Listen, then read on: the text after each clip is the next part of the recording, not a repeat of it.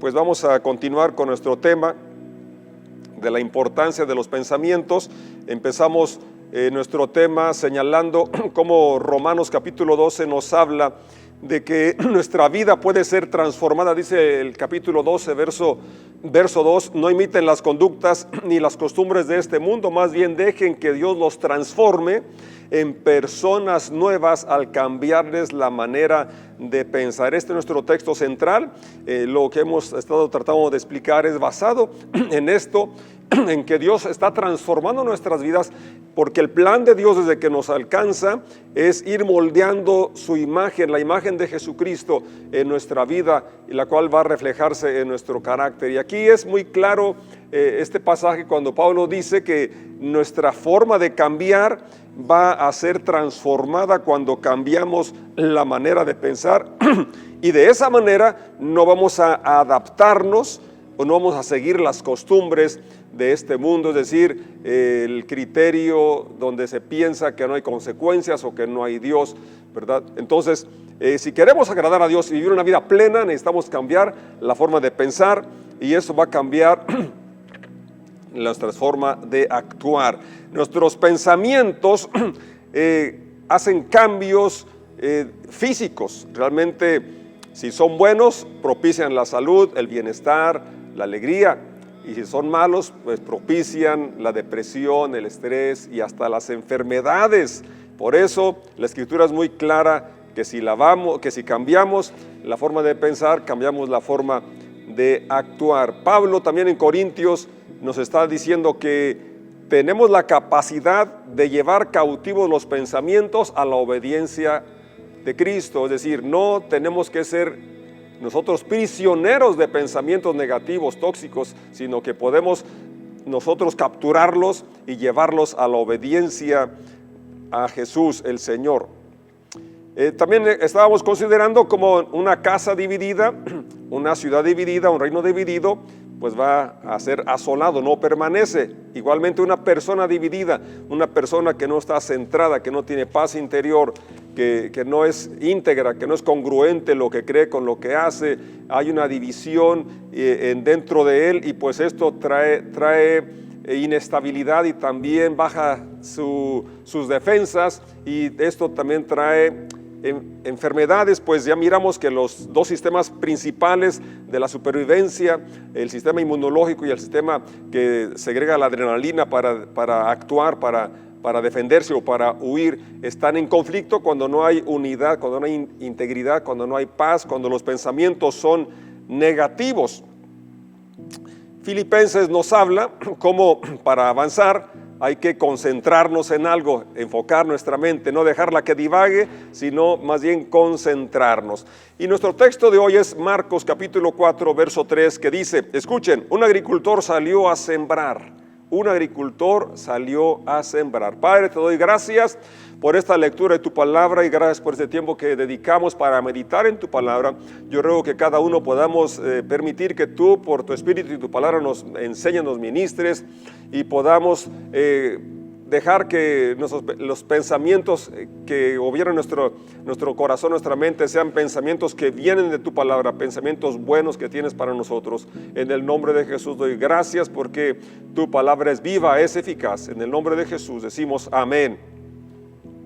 En esta parábola que cuenta el Señor, dice claramente que el agricultor sale y siembra, y yo quisiera que pensaras en las palabras que sembramos. Las palabras que pronunciamos son como una semilla que van a traer un resultado. Según la clase de semilla va a ser la clase de planta, eso es muy obvio, y a veces pensamos que, bueno, mis palabras no tienen mucha trascendencia. Pues aquí cuando Jesucristo cuenta esta parábola, habla que el sembrador es el que lleva la palabra de Dios. Pero también las palabras, mis palabras, tus palabras traen un impacto en los que te rodean. Y yo quisiera que tú analizaras qué impacto están dando tus palabras a tu cónyuge, a tus padres, a tus hermanos, a los compañeros de trabajo, compañeros de estudio, con la gente que te relacionas?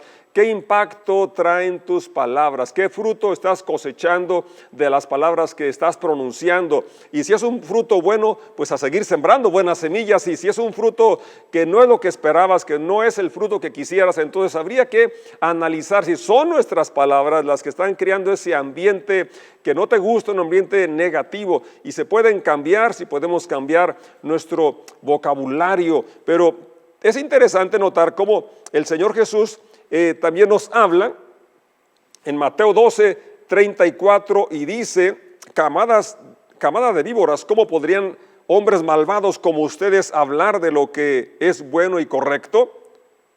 Jesucristo fue muy directo con aquellas personas que tienen una apariencia de piedad, una apariencia de espiritualidad, de personas querer ser buenas y querer hablar cosas buenas. Y dice, el versículo que estoy leyendo es Mateo 12, 34, pues lo que está en el corazón determina lo que uno dice. Fíjate, qué tan interesante es este tema que estamos hablando, porque hablamos cosas que primero pensamos, es decir, no salen las palabras así nada más, sino que es algo que estuviste meditando, algo que pensaste, incluso si no lo meditaste, antes de decirlo, primero estuvo en tu mente. Y Jesucristo es muy claro, dice, lo que está en el corazón determina lo que uno dice. El verso 35 agrega, una persona buena produce cosas buenas del tesoro de su buen corazón, y una persona mala produce cosas malas del tesoro de su mal corazón. Les digo lo siguiente, el día del juicio tendrán que dar cuenta de toda palabra inútil que hayan dicho.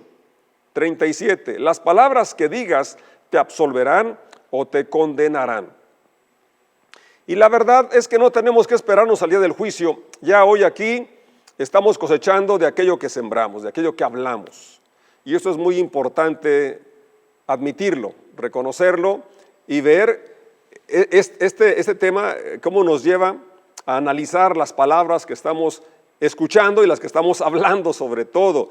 Las que escuchamos es importante porque si no son realidad, si no son verdad, si no son de acuerdo a lo que Dios dice que soy, pues tenemos que sacudírnoslas y no permitir que ellas hagan eco en nuestro corazón, en nuestra vida. El capítulo 15 de Mateo, Jesucristo sigue diciendo sobre el tema, las palabras que ustedes dicen provienen del corazón, y eso es lo que contamina, pues del corazón salen los malos pensamientos, y luego una serie de acciones nefastas, feas, pero fíjate cómo el origen está en el corazón. Obviamente es donde se almacenan los sentimientos, donde está la voluntad de aquello que pensaste, porque habla de un tesoro, un lugar donde se acumulan, donde se juntan. El tesoro es algo que vas acumulando, el buen tesoro o el mal tesoro, es decir, finalmente es algo que se está guardando, se está acumulando, y es de aquello que permites que esté ahí meditándose, que llega a ser parte de tu ser. Por eso, dice el Señor, del corazón salen los malos pensamientos, y está en primer lugar, porque ya lo estoy tratando de explicar, para que llegue al corazón es porque primero estuvo meditándose, estuvo en el pensamiento, y luego se traduce en acciones. El asesinato, el adulterio, toda inmoralidad sexual, el robo, la mentira y la calumnia. Qué cosas tan terribles, tan tremendas, pero todo tuvo su origen en pensamientos. Y sobre todo porque se creyó la mentira desde allá al inicio, no morirás, es decir, no hay consecuencias, no es tan grave, no es tan malo. Pues el Señor dice que incluso de una palabra inútil daremos cuenta.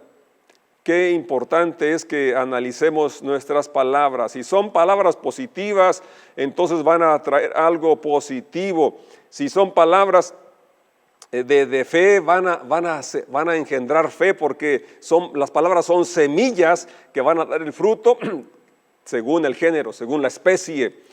Hace mucho, Daniel todavía estaba chico, mi hijo menor, y alguna situación le estaba causando miedo a la muerte. Y una palabra que Dios le habló al corazón de mi esposa es que Daniel es un hombre de Dios que va a llevar a multitudes a que le conozcan, a entregar su vida a Jesucristo. Y él mismo se acordó de esa promesa que Dios le dio a mi esposa y que se la compartió a Daniel. y me dice, pero no me voy a morir porque Dios le dijo a mi mamá que yo voy a hacer esto y esto. Y si me muero, pues entonces no lograría ese plan de Dios. Y hoy me acordé de esa promesa que vino a traer paz en ese momento a mi hijo que estaba pequeño. Y qué importante es las palabras de los papás hacia los hijos, pero no solamente de los papás, en general. Las palabras que sembramos pueden traer paz o pueden traer temor, pueden traer pánico, pueden traer estrés, pueden traer inestabilidad. Hace días yo estaba muy preocupado por una situación legal de mi familia, un accidente laboral y un obrero murió y estaban ahí preocupados ellos y también esa preocupación me la pasaron a mí. Entonces hablé con un amigo licenciado y él, las palabras que me dio de apoyo, de solidaridad y de las opciones que tenía me trajeron una paz en ese momento que yo tenía angustia, que estaba muy preocupado. La forma como él se expresó, esas palabras trajeron a mí paz. Entonces tú, igual que yo, hemos experimentado cuando hay palabras de empatía, palabras de fe, palabras de esperanza, cómo puede cambiar nuestro estado de ánimo, porque las palabras son semillas. Y yo te invito a que analicemos, veamos qué estamos sembrando y podamos almacenar cosas buenas en nuestro corazón, podamos meditar cosas buenas en nuestra mente para que entonces lo que hablemos sean palabras buenas, sean semillas buenas que van a dar buenos frutos. El apóstol Pedro nos aconseja en el capítulo 5, verso 7 de su primera carta, pongan todas sus preocupaciones y ansiedades en las manos de Dios, porque Él cuida de ustedes. En medio de la pandemia está la preocupación de que el virus nos contagie o de contagiar a otros. Honestamente yo trato de cuidarme porque no quiero que mis papás, que ya están en la tercera o en la cuarta edad, vayan a ser contagiados por mi imprudencia. Y en general, no solo hoy, sino siempre ha habido cosas que nos traen preocupación, nos pueden traer ansiedad. Pero Pedro es muy preciso y nos invita a que todo eso que nos preocupa, eso que nos causa ansiedad, lo pongamos en las manos de Dios, porque finalmente Él es el dador de la vida y nuestro protector. Eso obviamente no quita nuestra responsabilidad de ser precavidos y tomar las medidas necesarias para no estar tentando a Dios y nosotros exponiéndonos cuando no es necesario. Él cuida de ustedes. Tenemos que recordar qué semillas tan poderosas sembró Pedro, el apóstol, aquí. Pon tu preocupación, tu ansiedad en manos de Dios, porque Él cuida de ti. Que pudiéramos meditar en esa palabra, en esa promesa y entonces erradicar la ansiedad, erradicar la preocupación. Y cuando tu cónyuge, tus hijos, tus papás, los que te rodean estén preocupados, estén ansiosos, que tú puedas ser un agente de paz, que tú puedas ser un sembrador de esperanza, de fe, al citar las palabras de Dios, pero a la vez que tu actitud, tu estilo de vida refleje esa confianza en Dios, porque no son solo palabras, sino que es algo que habla de integridad, que tú estás viviendo lo que profesas, estás viviendo lo que crees. Entonces podremos hablar con libertad y con convicción. Romanos capítulo 8, verso 5 dice el apóstol, los que están dominados por la naturaleza pecaminosa piensan en cosas pecaminosas, pero los que son controlados por el Espíritu Santo piensan en las cosas que agradan a Dios. Entonces, como que no hay neutral, ¿verdad? O pensamos en cosas que nos preocupan, cosas incluso pecaminosas, o decidimos pensar en lo bueno, en lo justo, en lo amable, en lo digno de alabanza, en lo verdadero. Cada uno decidimos. Y debemos de rendir cada día y cada instante, diría yo, nuestra voluntad, nuestro corazón a Dios y que su Espíritu Santo controle nuestras emociones, pero empieza controlando los pensamientos. Pensar en las cosas que le agradan al Espíritu. Pensar en las cosas que complacen a Dios. Quisiera cerrar con la historia de Abraham y los héroes de la fe que menciona Hebreos capítulo 11, versos 13 al 19, dice de la siguiente manera: conforme a la fe murieron todos estos sin haber recibido lo prometido. Aquí quiero hacer un paréntesis, y en estos días que está probándose nuestra fe y nuestro amor, nuestra dependencia a Dios, al mirar que no hay respuesta a algunas peticiones, sobre todo de sanidad, personas que han luchado con el cáncer y que han muerto, personas que han luchado con el COVID y han muerto, pastores, personas de fe, personas espirituales, personas de una buena conducta, consagrados a Dios, y sin embargo no fueron sanos. Y algunos han llegado a dudar de la veracidad de Dios y de su palabra. Y menciono aquí este relato de Hebreos, que muchas personas ya antes murieron sin recibir lo prometido, sin recibir sanidad, sin recibir liberación de la opresión que estaban pasando. Pero ellos las miraron de lejos, creyéndolas, saludándolas, confesando que eran extranjeros y peregrinos en la tierra. Porque los que esto dicen claramente dan a entender que buscan una patria. Verso 15, estoy leyendo Hebreos 11.